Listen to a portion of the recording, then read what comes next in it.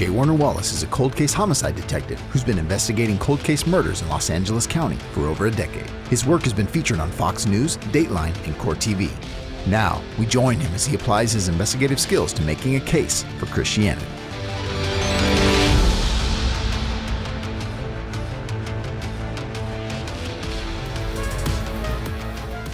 Hey, this is Ryan Brock. We're here with J. Warner Wallace, and we're getting ready to do Lead Defend. Thank you for joining us. Yeah, I'm looking forward to it. Jim, tell us kind of about who you are, where you're from. I'm from Los Angeles County. Worked there for my entire career, working. Most of it was spent doing cold cases. Those are just unsolved murders.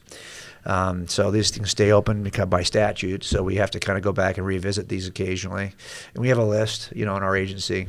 Along the way, I became a Christian, and you kind of using some of the same skills that you use to investigate cold cases.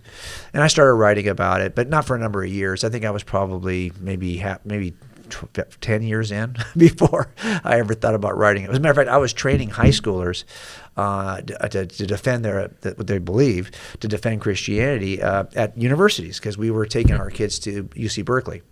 Because it's a good place to go to kind of see if they can hold up to the challenge, right? You think it's not usually as hostile as it kind of sounds like it would be. Yeah. It's really more apathy, you see, especially amongst the student body. So if you were to go on a campus of UC Berkeley or University of Wisconsin-Madison is kind of another, or University of Colorado, Boulder, or, different places where it's like a little less friendly toward Christianity. It's not so much that you're going to encounter students who want to kind of punch you in the face.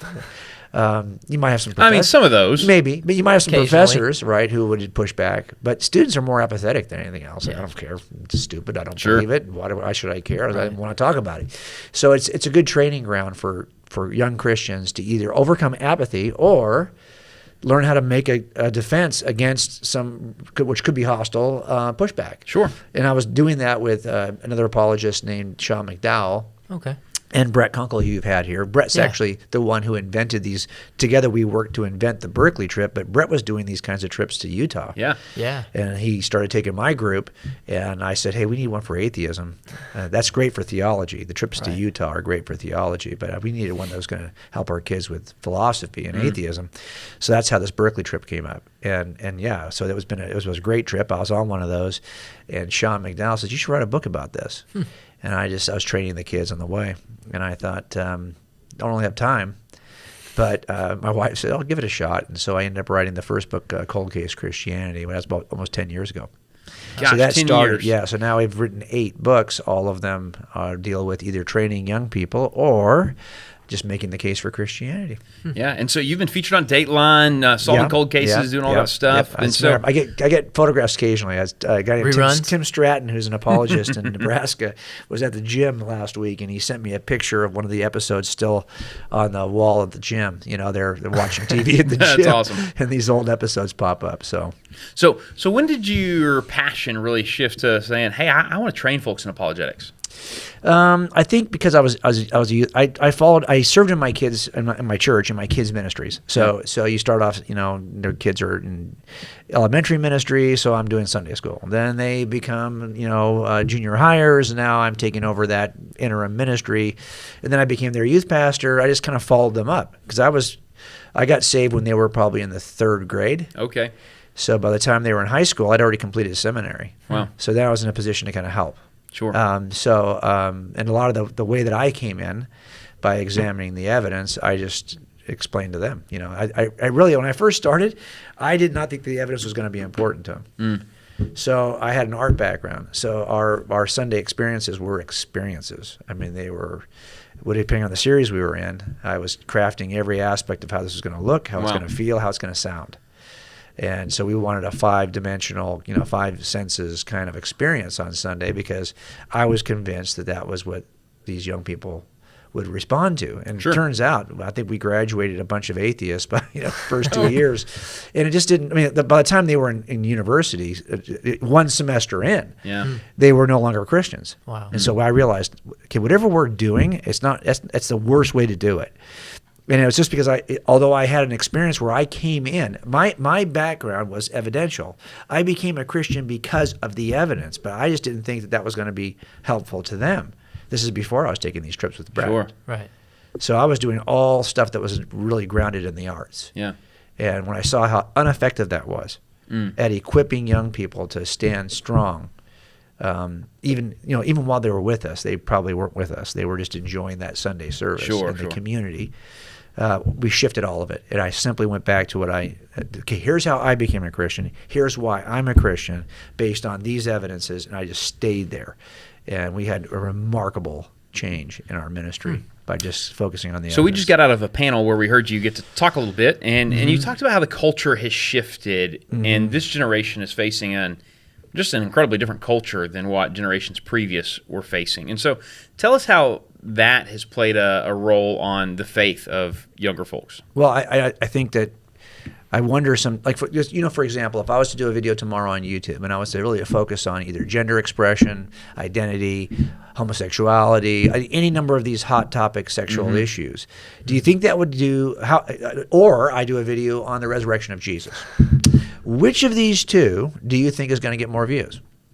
Oh, sexuality. Okay. Well, so why would we be surprised then that young people are going to be challenged more by those claims of culture than they are about whether the evidence is true? So now it turns out that I want to start with the evidence because that's what grounds this as more than just my subjective view. Yeah. So we can do a whole conference, for example, where we just focus on the hot topic, like here's what Christianity teaches about identity. Sure. Here's what Christianity teaches about sex or about the relationship of men and women or about marriage or whatever this is, right? We could do that. And I'm afraid, though, that to a culture that really sees everything as a matter of subjective truth claims, this is your truth, this is their truth, this is my truth, this is his truth, that this just becomes like, well, that's just your truth. That's just the Christian view.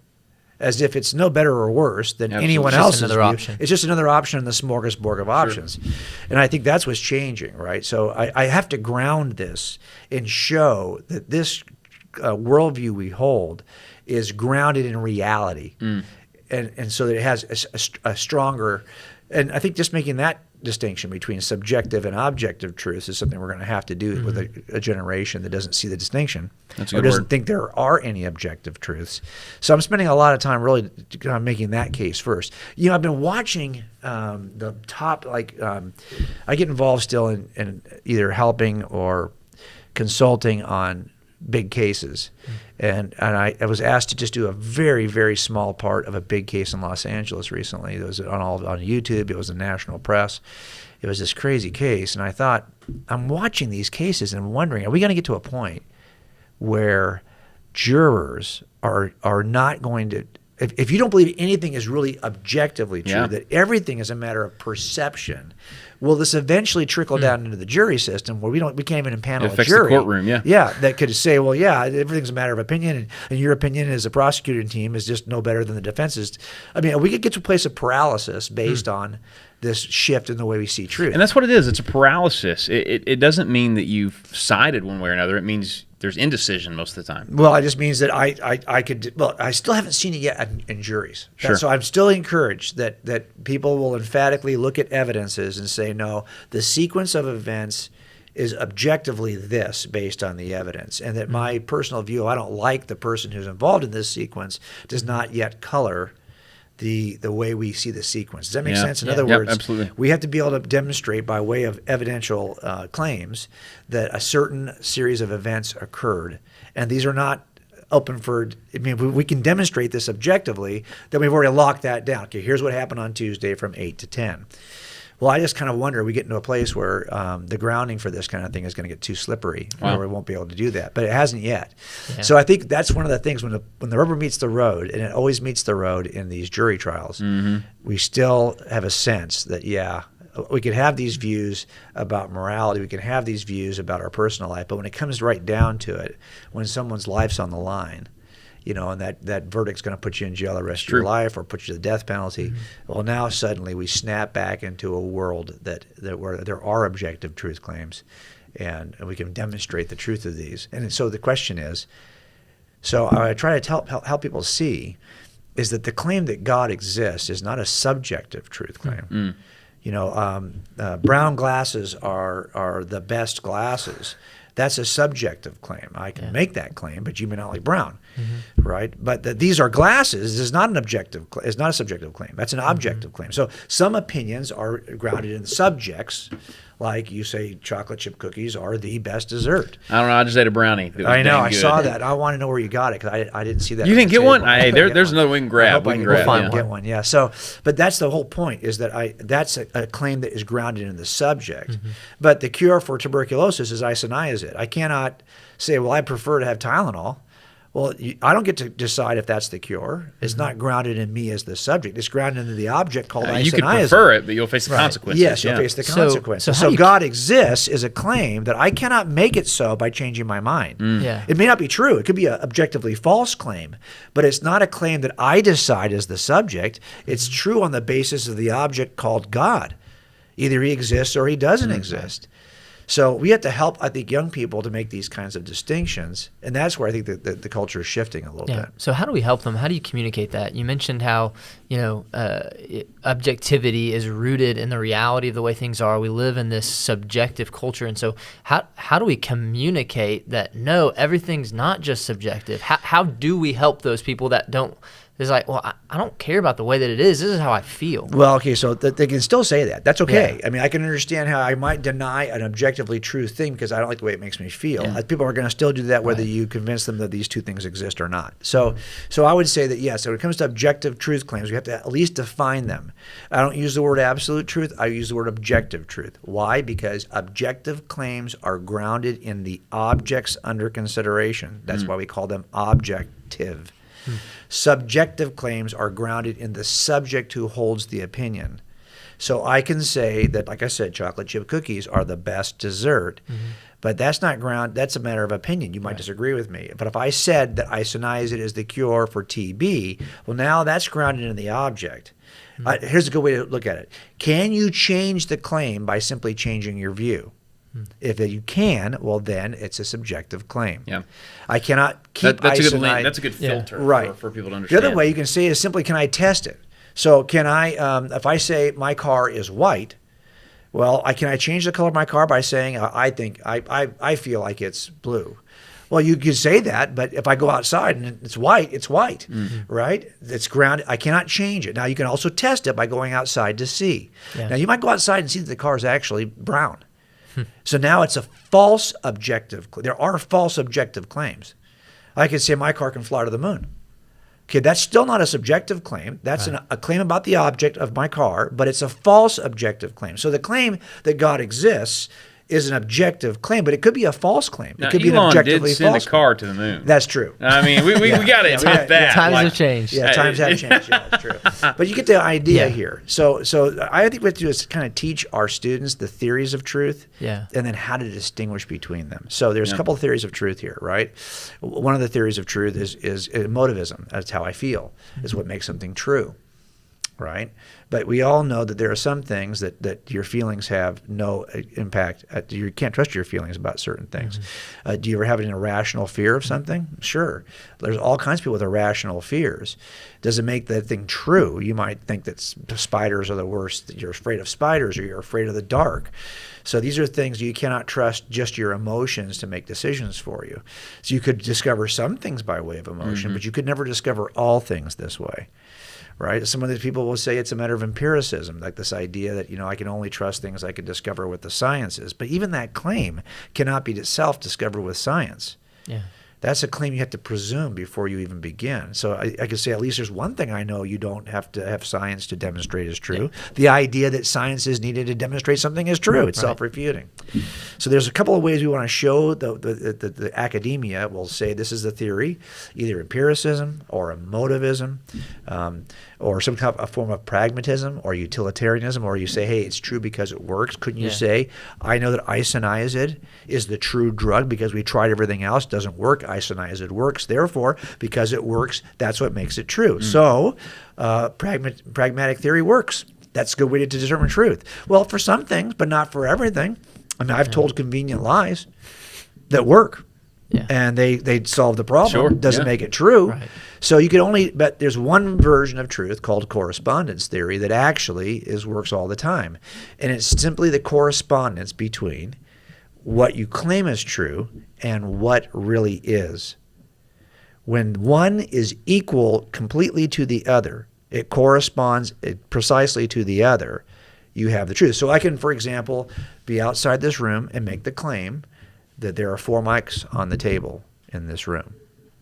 When I come in the room, if I discover there are actually 4 mics on the table, well, now my claim matches what is corresponds to reality, and I have a truth claim.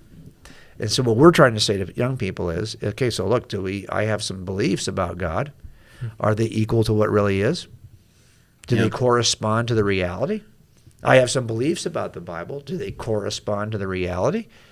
And so I think we just have to kind of show that our worldview, it does correspond to it. That's what I love about Christianity, is that it, in every way you could look at, if it's biblical anthropology, if it's the nature, the nature of our fallen sin nature, all these things are described the way they really are.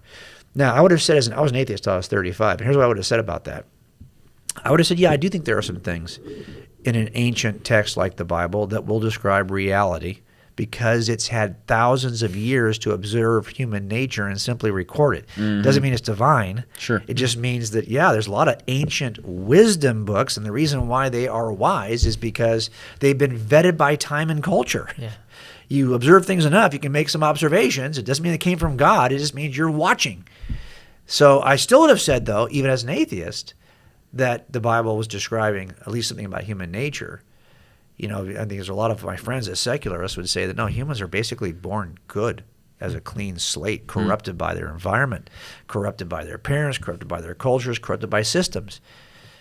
But I don't think if you've had kids, that doesn't really line up with the reality. Yeah. I mean, you don't have to teach your kids to be selfish little jerks. We start off as selfish little jerks. That's kind of our default position, right? And we have to teach our kids to be patient and kind and not to be so self-centered that the entire thing centers on you. You got to teach that to kids, because that's not our human nature. It turns out the biblical description is much closer to who we really are, and I think we got to help our young people to see this. Yeah. That's big. Well, so you do apologetics and you travel all around the world, have the freedom to speak at Lead Defend. We're excited about that.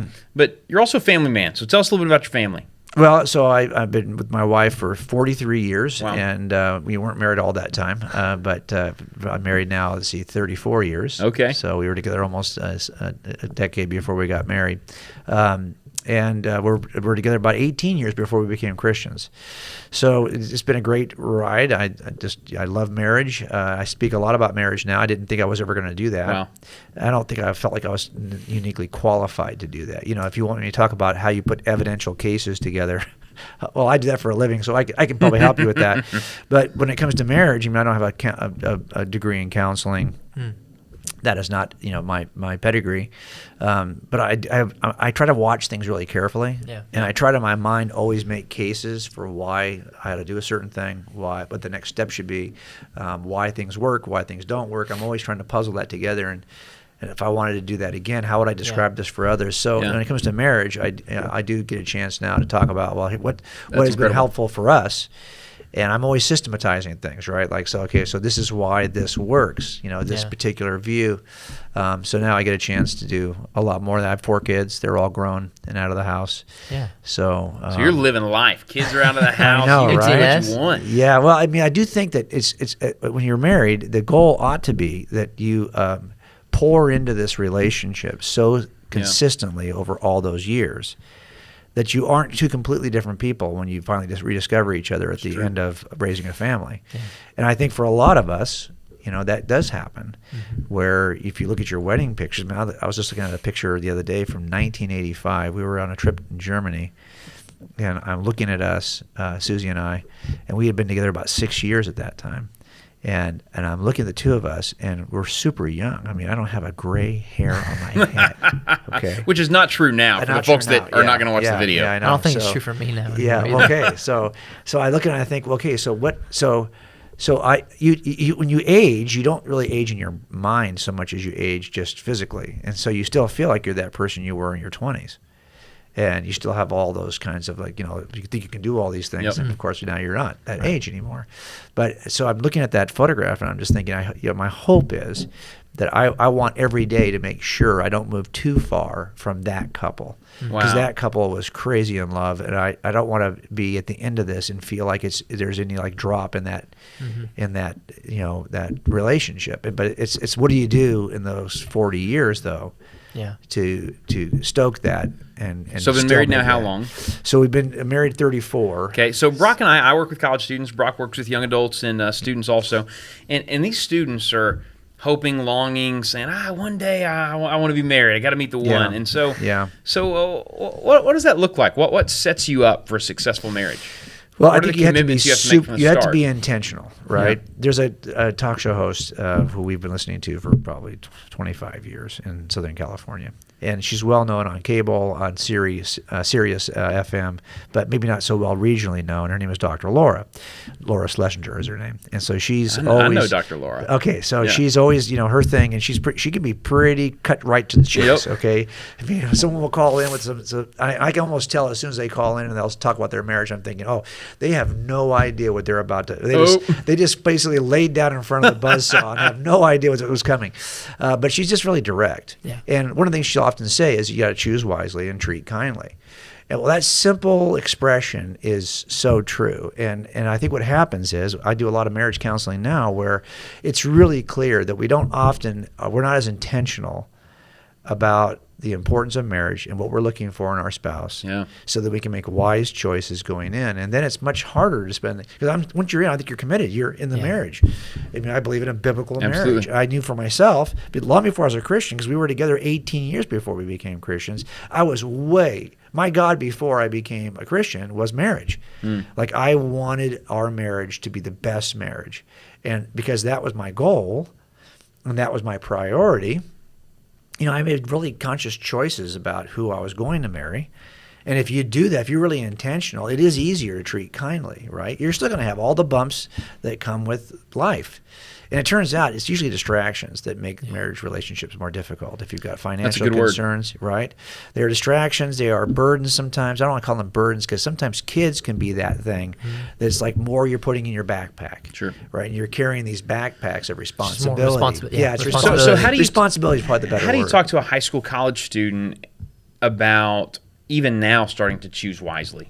Well, first of all, you have to have a world. So the first most important, we talked about this in our session tonight, just these trajectory decisions, the decisions you make early in a journey are more important. The same decision you make 30 years later has less impact because you're already closer to your goal.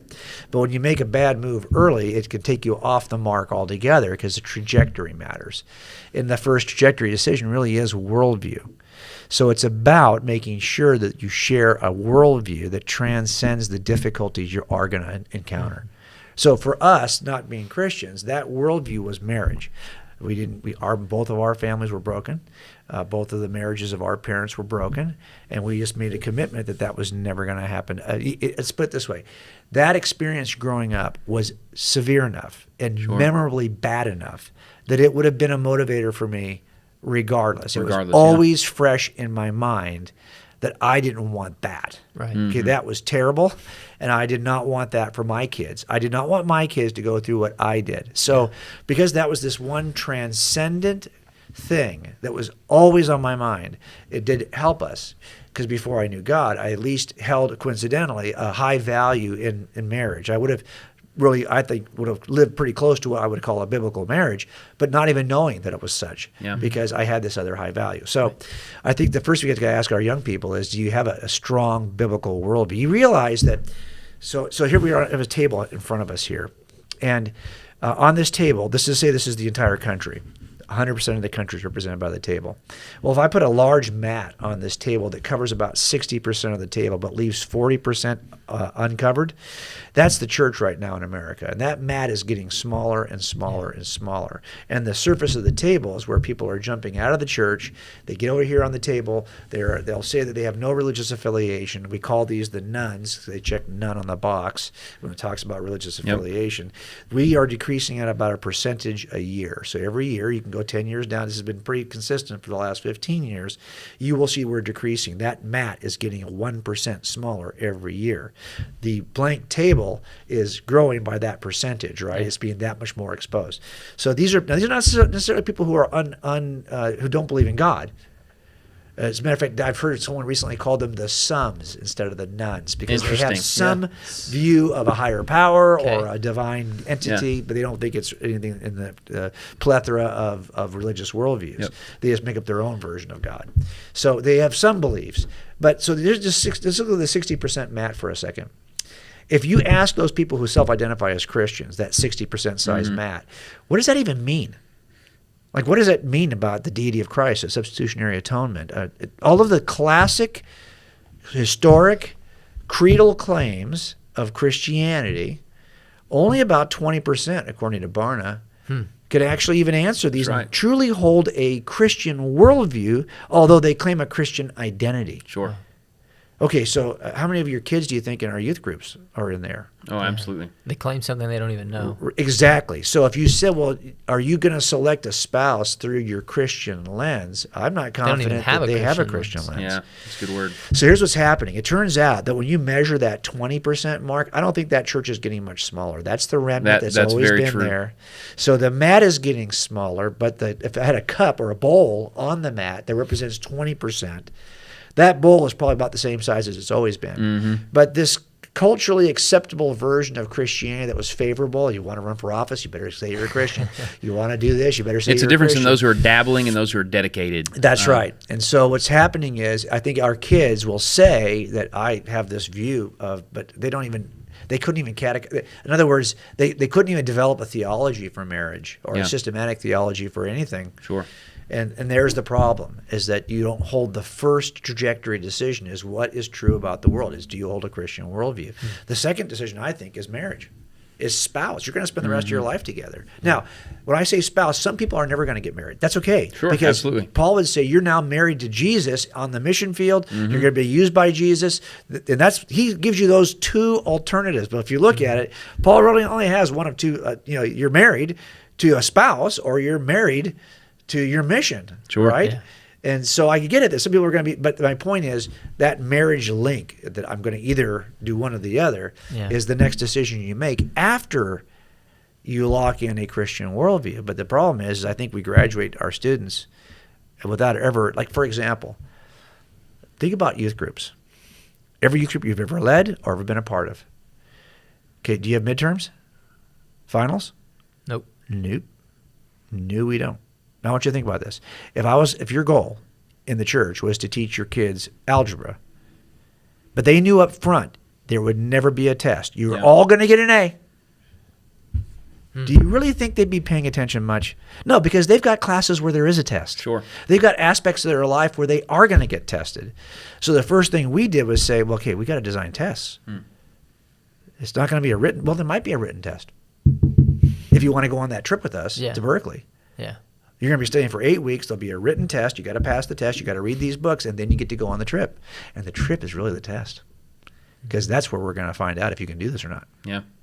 And I tell you, we had kids. This just grew. The last trip I took 50 students. It was the most I could handle, because I have to have a lot of leaders to handle that group. How big is that group? Where are you going to sleep? How are you going to do this, right? Yeah. How many cars is it going to take? I mean, it was a logistic nightmare, okay? But it just grew because if students had been once as a freshman, they would go every year and bring their friends, because this is how transformational those trips were. Sure. Wow. Because we're providing a test, and this is what we're not doing in youth group. And by the way, our young people are expected to hold this high bar. They're taking physics. They're taking biology. They can handle a bunch. We get them over here, and we throw it across the center of the plate at 40 miles an hour, and we don't even care if they swing. That's a good word. Yeah, we just have to raise the bar of expectation. Yeah. Yeah, but I really like the fact that you said that these students are making decisions now that affect the trajectory of their life. And they know that academically. They know. They do. They've been convinced that they need to pay attention. If I fail out of this, if I don't make this score on this ACT, my hopes of this school are gone. That's right. But we don't often consider that with our faith, that at all. I'm right now setting the trajectory for where I'm going to be. And 30, 40, 50, 60 years. Well, part of it is, I think, is that we don't do. So I talk about all the time. It's important if you want passion in your kids, you got to ask you got to give 2 whys for every what, and we don't do that with our students. We usually give them a what. What is true about Jesus? What is true about the Bible? What is true about God's nature? What is true about this? What? Well, the first why that activates a what is, well, why? Do you think that's true? Because everyone's got a what. Everyone you meet now is going to have a what. And it's just their subjective what. It's just that's your what. What's good for you, but it's not good for me. So I got to have a why. Like, why is this true, evidentially? You believe that God is triune? That's your what. But why do you believe that? It seems logically inconsistent to me. So give me the reason why you think that's true. There are a lot of people who call themselves Christians who reject the triune nature of God. I see because they're on my YouTube channel making comments. So they'll argue with me vociferously about whether or not Jesus is God or just a creation of God. And they call themselves Christians. So the question then becomes, well, why is that true? So that's the first why. Second why is, okay, great. Why should I care? Because all of this just sounds like theology from a faraway land for faraway people. Yeah. Sure. I got to know, how does that affect me? Yeah. Like, what difference does this make? What difference does it make if there's a triune God tomorrow when I'm on Instagram? Yeah. What difference does it make? We got to help our kids to see the 2 whys for every what, and then that's what these trips kind of do too. Because now it's like, now the rubber meets the road. This is why this is so important. You just had these kinds of conversations, and you're just flat-footed. You don't even know what to say, but you will if you spend time actually thinking about this. By the way, look, I'm a big sports fan, and I think I told you my wife's a big football fan, and we watch a lot of sports, and we watch a lot a football. I love football. So you're a Rams guy? I am right now, but to be honest, I'm actually a Cowboys fan. Yeah, I know. You know why? Okay. Well, look, I think what's happened for me is Red Zone, that NFL show. Okay. Scott Hansen, I don't know if you listen, he's a very committed Christian guy, loves apologetics, so he's an endorser on our book. Wow, Yeah, I didn't know that. Great guy. Really great guy. Super smart, super energetic. Scott Hansen's the real deal. Well, I've been watching Red Zone since he's been hosting, and I'll tell you that it changes the way you don't become a team fan because you're watching every team every Sunday. Sure. You become a fan of players. Yep. Because now every team is equally available to you. Sure. So I'm not really, my dad's from the Dallas area, so I kind of was raised a Dallas fan. But then we grew up in L.A. I was a Rams fan in L.A. I was a big Raiders fan when they were there. So, those are the kinds of things. But I only bring this up because it turns out if you're as geeked out on sports, and we do a much better job right now in our families raising up kids who embrace our sports teams. Isn't that true? Wow. We raising sports fans than we do discipling Christians. So, for example, we're trying to figure out, should we sign OBJ for another season? Odell Beckham Jr. He's got this ACL tear. I think he's too old. I think he's past his prime. Okay, honestly. so now we can have this discussion for half an hour, right? We know where he's played. We know what his seasons were. He made that great catch when playing for the Giants, but really, how well did he play when Baker was throwing to him in Cleveland? We have all these details in our head. We can make a case for why we should sign OBJ or not, but we can't make a case for why we think that Jesus is more than a created. Most Christians are like, well, isn't that true? Yeah. So we do a better job of catechizing our kids as sports fans than we do catechizing our kids as Christians. And you know why? It's because we're just geeked out on that stuff. So it turns out that I'll let parents off the hook. I know that's my responsibility. So I had to share with a certain amount of passion what I believed about God. Doesn't mean they're going to accept it. Doesn't mean that they're – but at least I cannot later on look back at it and say, well, yeah, they actually learned more about the Rams from me than they did about Jesus. So we have to realize we are already teaching our kids stuff. The question is, are we just zoned in on this? Are we locked in? Are we this committed? Because, by the way, your youth pastor is not responsible for this. And don't tell me you think that your kids were Christians until they went to college and now suddenly they're not Christians. No, all the studies will tell you. You ask that college student, when did you drop out? He'll tell you 10 to 17. 10 to 17. That's the range. Yep. That's why we talked about this 2 years ago on Lead Defend. I was just starting. I'd written 3 kids' books for 8 to 12-year-olds. Right. And I told you guys then, we need to start doing stuff for junior hires. And now here we've got a program for junior hires. Yep. We got to start there because it turns out if you're going to give your kids the glowing rectangle in junior high, you better make sure they understand who Jesus is because they're going to learn about that from the glowing rectangle. Absolutely. So many on Instagram or TikTok that whether they're more progressive liberal pastors or That's right. so-called pastors, or even atheists raising up, questionable claims about the Bible or historicity of Jesus. And Or they're even just rhetorically kids doing powerful. sketchy things. Yeah. Let's be honest. Yeah, I know. Like, I know. I think honestly, there's all the stuff that social media Yeah. brings us. I'm not the kind of person that says, "I'll bury your phones." Right. But I do think we got to get real about. I also wouldn't say we should stop making potato chips, Yeah. but I'm not going to let my kids eat those for every meal. Yeah. And that's all they're going to eat. Yeah. So I think there are some things we know are out there that are, might be a guilty pleasure at times, and that's fine, but they cannot be a steady diet. And, Yeah. and that's what we have to kind of decide with our phones what we're going to do with this. That's a good word. Hey, thank you so much for being on. Thank Yeah, you for thank being you. a friend to Lead Defend, and we've had you in the state a couple times, and always love when you're a Yeah, part. glad to be a part Hey, of it. how could somebody find out more about you and the work you do? So we look at look at Christianity from a detective's perspective on a website called coldcasechristianity.com. So we're looking at Christianity from a detective perspective. We flip that and we look at law enforcement from a Christian perspective on a website called thethinandbluelife.com. So you can find me at one of those two places. That's incredible. Jim, thank you so much. Yeah, It's been appreciate Ryan it. Brock with Lead Defend. See y'all. And hey, we can't wait to see you next year at Lead Defend 2023. That's right. To hear more from J. Warner Wallace, please visit coldcasechristianity.com. For more information on this week's topic, visit youtube.com/coldcasechristianity with J. Warner Wallace. Thank you for joining us on this Cold Case Christianity broadcast.